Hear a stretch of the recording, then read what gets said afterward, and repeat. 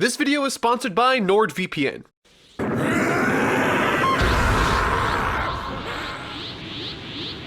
Is there a more iconic moment? In my view, this might be the single most important scene in the history of Dragon Ball, and maybe even all of anime in the West. But something you might find interesting is that there's more than one version of this scene out there. In fact, there are hundreds, covering many different languages across the globe. Today, I want to take a look at and review 4 different versions of this scene in order to figure out which is the one true legendary scene in your eyes. Going in order of release, I will first take a look at the original manga chapter from 1991, the original Japanese broadcast from the same year, followed by the English Funimation edit and dub from 1999, capping it all off with Dragon Ball Z Kai's redubbed versions from the year 2010. But here's the interesting part. I want you to vote for your favorite right now. Go for it. Click one of the 4 options in the top right, because at the end of this video, I want you to vote again. It'll be the exact same poll, and I want to see if this video made you change your mind or if it reinforced your current pick. And so, with that explained, let's get this show rolling. With the very first time this legendary scene hit the public eye. And to do that, we need to go all the way back to the streets of Japan on March 19th, 1991. Titled Life or Death, this was written and drawn entirely by Akira Toriyama. The chapter itself is 17 pages long, which is longer than the typical chapter back then. So let's see how the manga, the original source of the story, has the events unfold. It opens as Gohan and Krillin look on at the massive crater created by the Spirit Bomb. Scanning for any signs of life, Gohan notices Piccolo dragging both himself and a barely conscious Goku out of the ocean's rapid current. Something of interest is that Piccolo is supposed to have 3 fingers and a thumb in the manga, but in this panel he has 4 fingers and a thumb. Small mistake. Using what little energy they have left, Gohan and Krillin fly towards them. They celebrate and embrace one another until a dreaded expression falls over Krillin's face. Goku asks, "What is it, Krillin?" "I totally forgot! We left Bulma!" Goku breathes a sigh of relief, and together they share a laugh. Even Piccolo reflects on how Namek and its people have suffered. Until Frieza has survived. Standing atop a rocky pillar, immediately fires a death beam right through Piccolo's chest. He collapses to the floor. "Piccolo!" Goku glares at Frieza, who says, "Even I thought I was dead. I nearly was." Immediately, Goku instructs Gohan and Krillin to take Piccolo and Bulma to the ship and leave. Krillin is confused with this decision, but Goku screams for him to do as he says in order to protect his life. "Do you really think I'll let them go? Not one of you are leaving here alive. I am still more than a match for all of you!" Huh? Krillin! Whoa! Stop it, Frieza! Goku!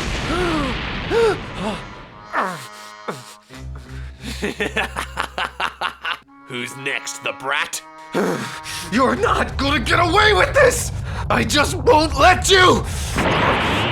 What's interesting about this moment is that there's no scream. It's very much something inside Goku snapping. One moment his hair is black, and the other, assuming the same position, the legendary energy of the Super Saiyan is flowing through him. As Frieza looks on, stunned into silence, Goku aggressively instructs Gohan to get into the ship with everyone and leave. Gohan hesitates, causing Goku to exclaim, "Gohan! Get out of here while I still have some control over myself!" With that, Gohan moves to leave. The last panel, a Super Saiyan staring at his target. This chapter features a ton of iconic panels that I'm sure many of you are already familiar with. However, now that we understand the source material, let's take a look at the first interpretation, the original Japanese broadcast. Original release, June 12th, 1991. First things first, let's talk filler. Around this point in time in the anime, the manga was only about 3 months ahead of the actual series, which resulted in a large amount of filler, and this episode is no different. Fun fact, it's actually this filler and stalling for time that turned Frieza's 5 minutes until the planet's destruction into the meme that it is today. Within this particular episode, 5 minutes or 25% of the total runtime is dedicated to a subplot on King Kai's planet surrounding the Z Warriors and, astonishingly, the Ginyu Force, wherein the Ginyu Force basically show up and then get subsequently kicked off very quickly. It serves no real purpose other than to stall for time and to confuse the viewers more.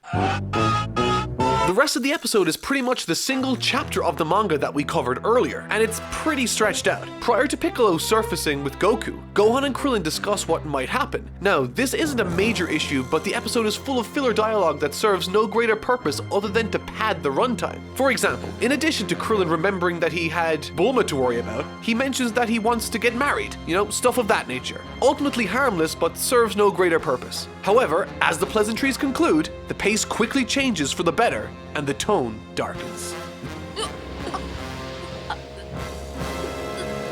This scene in motion is tragic in the most spectacular of ways. The manga panels have been brought to life, and in doing so inject so much more emotion to the scene. However, there are some major differences between this and the manga's telling. In the manga, the panels appear in this order. Frieza takes aim, Piccolo is shot, he falls into the group, and onto the floor. In the anime, Frieza takes aim specifically at Goku.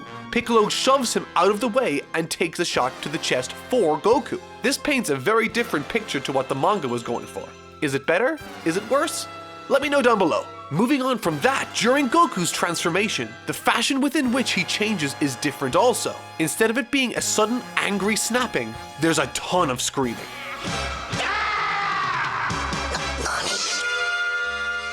Honestly, from a cinematic perspective, I think this works tremendously well. The lightning, the angles, the emotion. It's an incredible scene.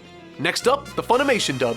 But before we jump ahead to that, I want to quickly thank today's sponsor, NordVPN. As many of you know, Article 13 has passed in Europe. But fear not, I have a solution. NordVPN's encryption for your IP and data protection. If you use NordVPN's service, Article 13 can tell that you're from Europe. I use it personally, and it's as simple as that. If you're interested or want to support the channel, follow the link in the description, nordvpn.com/TotallyNotMark, and use the coupon code TotallyNotMark to get 75% off and protect yourself for 3 years, $2.99 per month, while getting an extra month completely free. Protect yourself with NordVPN's military-grade encryption, enable it on your Android and iOS devices, and my personal favorite, never worry about region locks again. Go to nordvpn.com/TotallyNotMark and use coupon code TotallyNotMark to protect yourself online today. And so, with that covered, let's look at how the early Funimation dub measures up.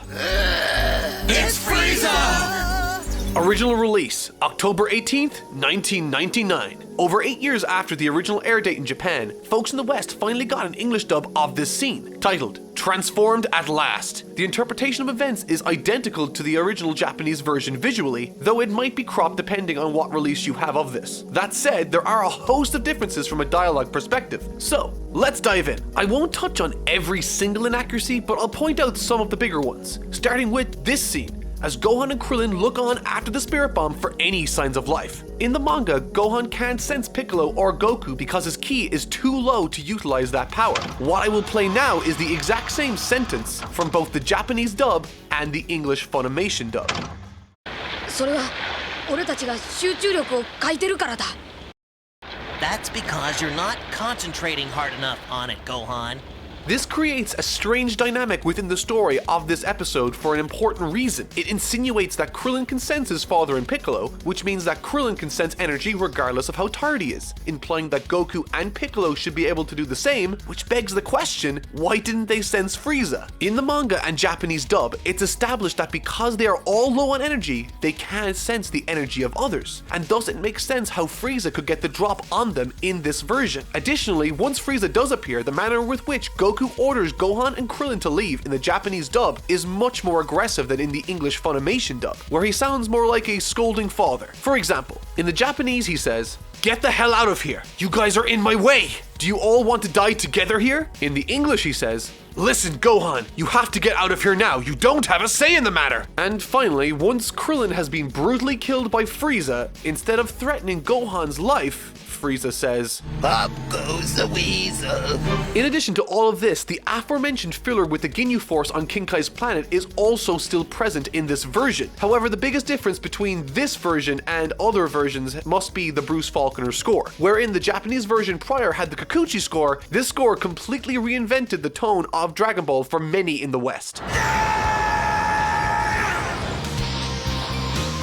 And now finally, let's jump ahead to our final version. Dragon Ball Kai. Original release, March 7th and November 27th, 2010. Entitled Awake, Legendary Warrior Son Goku, the Super Saiyan. This episode was redubbed and released on March 7th, 2010 in Japan and November 27th, 2010 for English-speaking audiences. The driving forces behind the Dragon Ball Kai redub of the series was to essentially have a recut, streamlined version of the original run of the Dragon Ball anime, aiming to cut out much of the filler portions where possible. And within this particular section, the filler was completely removed. So that means no more confusing Ginyu Force segments. However, in order for this to reach the runtime of an entire episode, it begins before Goku throws the Spirit Bomb. The dialogue in the Japanese version is just as faithful and accurate as it initially was in the broadcast from the 90s, so let's take a closer look and focus on the English dub of this scene. The inaccuracies that were present in the early Funimation dub have been brought more in line with the original manga's version. For example, while Krillin said this in the Funimation dub,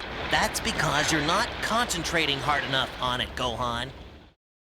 Well, of course you can. It's not like you have any energy left to concentrate with. and finally, instead of saying "Pop goes the weasel" in response to Krillin's death, Frieza says, I think the brat should go next. and so before I give you guys the chance to vote again, here are the Super Saiyan screams from all the different versions.